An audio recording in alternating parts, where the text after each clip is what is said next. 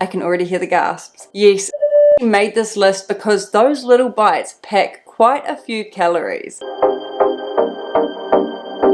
Hey guys, welcome back to my channel. Okay, today I'm going to be talking about 10 different healthy foods, or apparently healthy foods, that when consumed regularly can be big contributors to weight gain. I'm also going to give you healthier options that you can substitute these foods or drinks with. Now, I'm not saying these foods need to be completely eliminated from your diet, because if you know me and if you watch my channel, I'm a huge believer in a healthy balance and being able to work all the foods you love into your diet. However, there are foods out there that you can easily substitute for a less fatty, less sugary, healthier option without noticing too much difference. The thing is, with some of the foods that I'm going to talk about, the way they're marketed, often with low-fat options, they lead you to believe that they are healthy and that they're low-calorie, but in actual fact, they're not. They're something that you could be including in your diet quite regularly, even daily, and not realizing just how much those little things are contributing to the extra calories and can be affecting your ability to lose weight. Now, I eat pretty much all of these foods on this list, so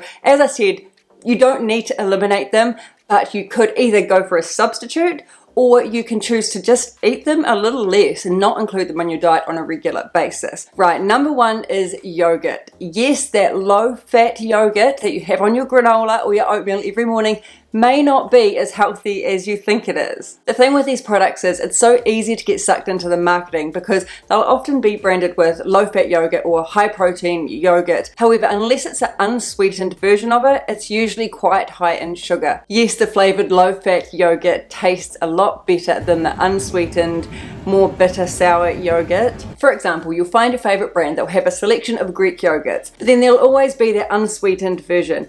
That is the version that you want to go for. That definitely has a much lower sugar content. And if you're going to include yogurt in your diet regularly, like a lot of people do, I have it on my oatmeal every morning, then opt for the unsweetened version. Next time you're at the grocery store, take a look for yourself, flip over the back, have a look at the nutrition contents on it, compare the two. You'll see that the sweetened flavored version has a lot more sugar than the unsweetened. And to get past that sweet tooth, you could always add some fresh fruit to it, like some blueberries, strawberries, or whatever else you like to have. If you really need to, you could add some sugar-free syrup. Right, number two is baked beans. Now, I don't just mean any tinned beans. I mean that stuff that's in the sugary tomato sauce. The stuff that I had when I was a kid quite regularly for meals.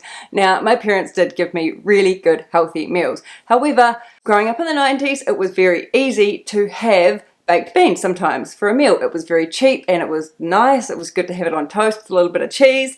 And I know that this is something that a lot of people include in their diets and don't realize just how much sugar content that is in that little meal. Yes, baked beans are full of fiber and they're high in protein, which the companies make sure that they plaster all over the front of the tin. However, a 425 gram tin has 60 grams of carbs and 31 grams of sugar. So this means 50% of the carbs are coming from sugars, which my rule of thumb is if the sugar content exceeds 20% of the total carbs, just avoid getting that product from a health perspective. So what about the reduced salt and reduced sugar versions?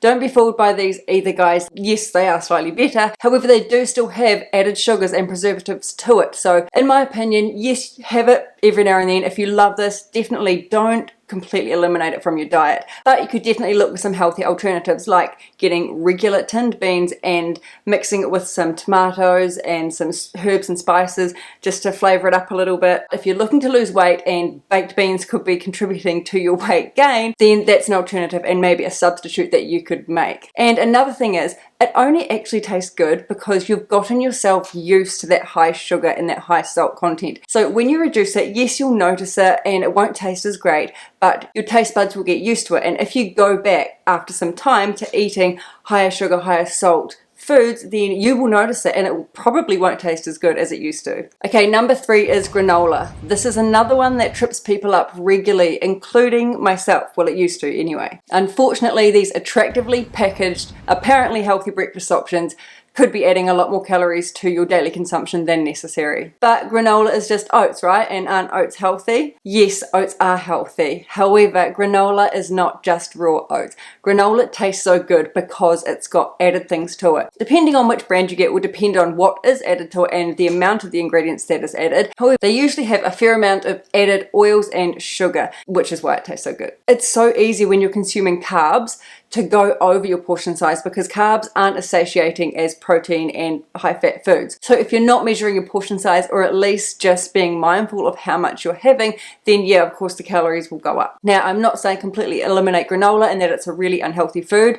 It's not necessarily, but just be very selective of the brands you're buying, and again, take a look at the nutritional guide and check the sugar content first. That is the main thing. And also just how high the fat is, because you often find that with granola there is quite a high fat content in it, and often it does come from the nuts in it, which are healthy, but also there can be a lot of oils added to granola as well. If you're not dead set on having to have granola in your diet, then my advice is to replace this with oats. Whether it's rolled oats or steel cut oats, it doesn't really matter, but this is a much healthier option that doesn't have added sugars and fats. There are many ways you can dress up your oats to make them taste really good. You could add protein powder, nuts, seeds, fruit, low-fat yogurt that's unsweetened. Get creative, but yeah, you get the picture. Just be mindful of how much and your portion size. Okay, number 4 flows on from granola. It's in the same family, and that is flavored sachet oats. I used to eat these because they were good and they were easy and they were quick, but the sugar content in these packets is quite high, and this is where it can really trip you up. Another thing with this breakfast cereal is the packets are usually very small, so one doesn't often do the job. I feel like I'm still hungry after I'd have one of them. I'd need 2 packets for a breakfast. So what's wrong with this option? It's just oats in a packet. Well, you can get all the different flavors, just like yogurt. Apple and cinnamon, creamy honey, brown sugar and syrup, or whatever it might be. There's so many different flavors out there, and it's just all added sugar to make it taste good. If you want oats on the go, something easy to take to work or wherever you're going, if you're traveling, then just look for plain oats. No added sugar, no added fat, just rolled oats. I know that they're convenient and they taste good and it looks fancy, but in my opinion, it's just worth it to go the healthy road and take an extra few minutes of your morning to prepare something much healthier. So in this instance, the alternative option is to just go with straight rolled oats, steel cut oats, or porridge. All right, next one on the list, number 5 is sushi. I can already hear the gasps. Yes, sushi made this list because those little bites pack quite a few calories. I absolutely love sushi, and no way will I be cutting this out of my diet ever. However, I'm very aware of the high calorie content of this food, and I'm also very mindful of how much I'm consuming, and most importantly, the type of sushi. First of all, when you look at it, the majority of it is just sticky rice, and we know that rice is a starchy carb, and carbs do not leave us as satiated as high protein and high fat foods. So we don't feel full for as long, and it's so much easier to overeat when we're consuming high carb foods. The amount of actual seafood or veggie or tofu in a sushi roll, for example, is very, very minimal. And that's just the basic option. Then you've got all the fancy stuff with the mayonnaise and the sticky sauces and the deep fried versions. These are the stuff that really bump the calories up again on top of the rice that you're already eating. Also, another thing is soy sauce. It's extremely easy to drown your sushi in soy sauce, which unfortunately is extremely high in salt. So here, I'm not really offering an alternative option because sushi is sushi, but my advice is to go for a lighter option without the added mayonnaise and sauces and deep fried sushi versions. Also, you could cut back on the amount of soy sauce that you're drowning your sushi in. Okay, number 6 is pre-mixed protein shakes or breakfast drink. Again, these attractively bottled shakes are not the same as a scoop of protein powder with little sugar. These shakes taste far better than a scoop of protein powder with water or milk, and that is because of the high sugar content. I was actually looking at one a few days ago for research purposes, and a small bottle, I don't actually know how big the bottle was, but it was small, had 21 grams of sugar in it. That's more than half a can of Coke. And to be honest, that's on the light side because this was actually a pretty good brand, a pretty respected brand in the health and fitness industry. There are others out there that are much higher than this, and just keep well away from these types of drinks because they are little sugar bombs. They are not doing you any favors. Another one is these liquid breakfasts. Here in New Zealand, we have one called Up and Go. It's very popular. I looked at the sugar content and there were 27 grams of sugar in one little squeezy tub. That is definitely not how I want to start my day, and I highly advise that you don't do this either. All that's going to do is leave you hungry again very quickly, and the amount of sugar content is going to give you lack of focus. It's going to play havoc with your moods and your blood sugar levels, and just something to avoid completely. There are much, much healthier options like oats or toast or something like that. Avoid this completely. The alternative option for this is if you feel you like to have a liquid breakfast or you want a protein hit, then go for a decent brand of protein powder that has very low sugar and high protein. You could mix this with some low-fat milk or a plant milk, and it's going to be so much more beneficial for you guys. Okay, number 7 is dried fruit.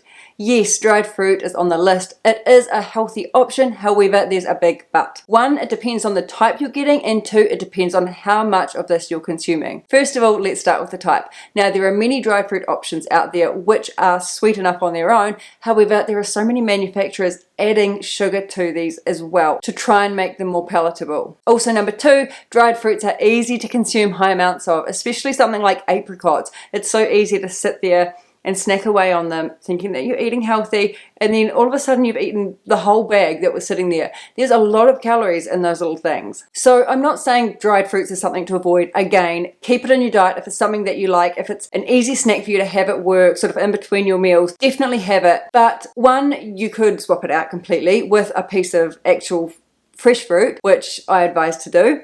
Or if you're going to eat dried fruit, then just be mindful. Take the amount that you're going to have and just have that. Don't eat just from the bag, because I know for myself that I would just keep eating and eating it because it's so good. Also, fresh fruit will be more satiating and leave you a little bit more full. Okay, number 8 is guacamole. And no, I don't just mean the stuff in the jars. I mean the freshly made guacamole with nice fresh avocados and lemon juice. The reason this has made the list is not because they are unhealthy, because avocados are one of the healthiest high-fat food options that you can actually get. It's the high-calorie content avocados have. When we eat guacamole, it's not just to have a teaspoon or a tablespoon of this. This is usually put out in platters or to have with corn chips.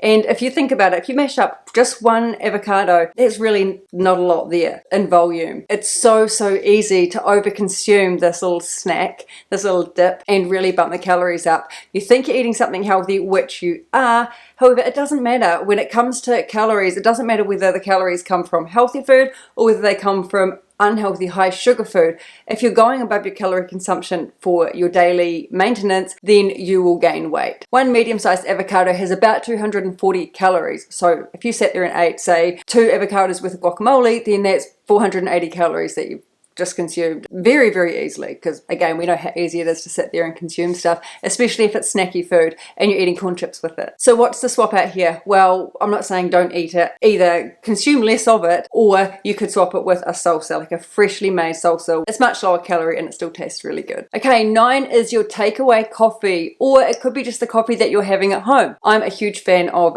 vanilla latte with soy milk, but I'm also aware that this does pack quite a few more calories than just a regular coffee with soy milk. Chains such as Starbucks are always promoting a new delicious flavor of coffee, and they always pack a lot of sugar in these drinks. They're extremely appealing to look at, and yes, we do get sucked into it, especially with the change of season and all of the other different options that they're adding. This is mainly going to affect those people who have a habit of grabbing their morning coffee, or even 2 or 3 throughout the day. I know people who do this. It helps them get through the workday. But if that option is including the added syrups like the vanilla, hazelnut, caramel syrups, and even just regular table sugar, that's bumping the calories up. Very obvious. And it doesn't have to be your takeaway coffee. It can be at home as well. Whatever sugars you're adding to it to sweeten it up and make it taste good. If you're trying to lose weight, then you should be looking to reduce that and looking for an alternative option. An alternative option being replacing the sugary option with something like stevia, and even maybe slowly trying to wean yourself off that need for that sugary sweet taste altogether. I know many places now offer the sugar-free versions of it, so that's another option you can go for too if that's available to you. Again, another downside to having coffee with these added sugars to it, which usually you're having in the morning or to get you through the afternoon, it's going to play havoc with your blood sugar levels and your mood. So yeah, it might give you that boost and help you out a little bit with the caffeine and the sugar content mixed, but it's going to bring you crashing back down again pretty quickly and leave you feeling quite flat and lack of energy, lack of focus, irritable mood. So look for that healthier option, guys. It's going to make you feel much better in the long run. Okay, number 10, our last one on the list is low-fat dressings. Just like yogurt, they're marketed as low fat. However, if you have a look at the sugar content, it's usually quite high. So don't be fooled by this, guys. This really could be contributing to your weight gain. If you're trying to lose weight, then maybe you're including a few more salad options to your meal plan. Well, when it comes to low fat dressings or dressings in general, I advise to just make your own. That's what I do. I really avoid buying this stuff at the supermarket because I know it's high fat, high salt, high sugar. Even if it says there's a reduced version of it, it's still going to bump the calories up. And this is just something that is so not necessary in your diet. And when we're adding dressings to our meal, we all know that it's so easy to just put a little bit on, then add a little bit more here and there. and then it's covered in dressing. So maybe you don't do this, but I know I do this. And that is a little trap when it comes to bumping the calories up. There are so many ways you can create dressings at home with a little tahini, some lemon juice, lime juice, herbs and spices. Just get creative with it. There's no reason to add any sugar to it whatsoever. By doing this, guys, you can really keep the calories lower. Okay, that's it. That's 10 foods, supposedly healthy foods, that could be causing you unnecessary weight gain. Hope you enjoyed that, guys, and we'll see you next time.